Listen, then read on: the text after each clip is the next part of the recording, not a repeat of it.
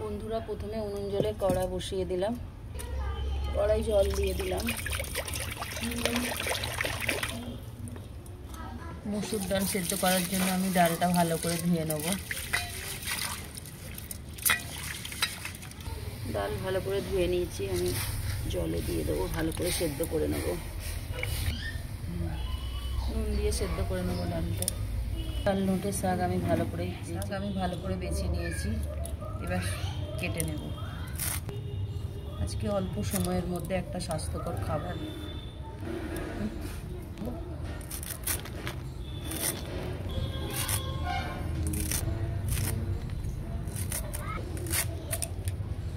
ছোট ছোট করে আমি কেটে নেব।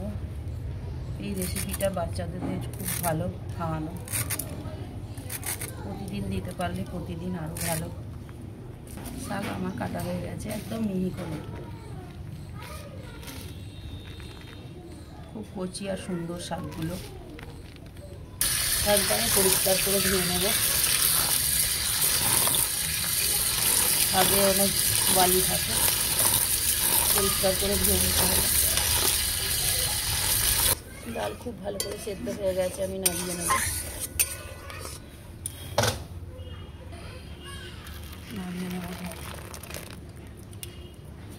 রেসিপিটা করার জন্য আমি পরিমাণ মতো সর্ষের তেল কড়াই দিয়ে দিলাম। 4টে শুকনো লঙ্কা দিলাম। গরম হয়ে গেছে, রসুন দিলাম। আগেই আমি সরু করে রসুন কুচিয়ে রেখেছিলাম, হালকা করে একটু ভেজে নেব।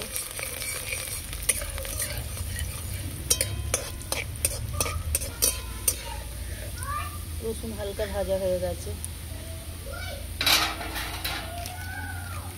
অল্প করে একটু হলুদ দেব, অল্প একটু চিনি দেবো,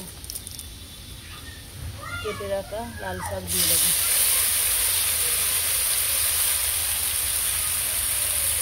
ডালে নুন দেওয়া আছে, অল্প করে নুন দেবো।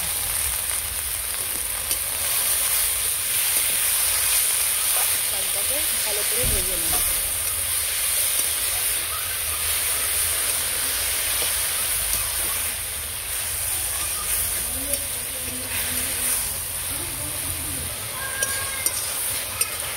ভালো করে আমি লাল শাক ভেজে নিয়েছি, সেদ্ধ হয়ে গেছে।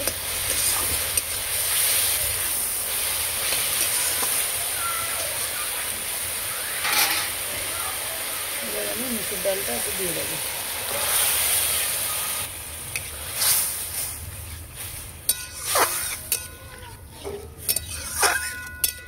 ভালো করে শুকিয়ে নেব।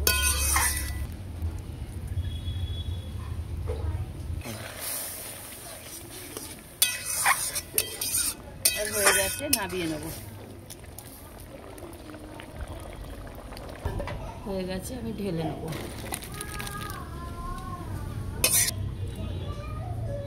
এবার দীপু সোনা খেয়ে দেখবে আমার রেসিপিটা কেমন হয়েছে।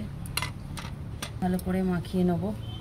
বাঙালিদের পাতে শুধু তো শাক দিতে নেই, এই জন্য পাশে দুটো মাছ ভাজা দিলাম। এবার দীপু সোনা খেয়ে বলবে কেমন হয়েছে।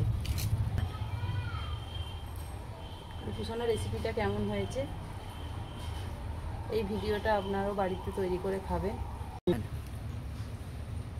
যদি ভিডিওটা ভালো লাগে একটা সাবস্ক্রাইব করবেন। ধন্যবাদ।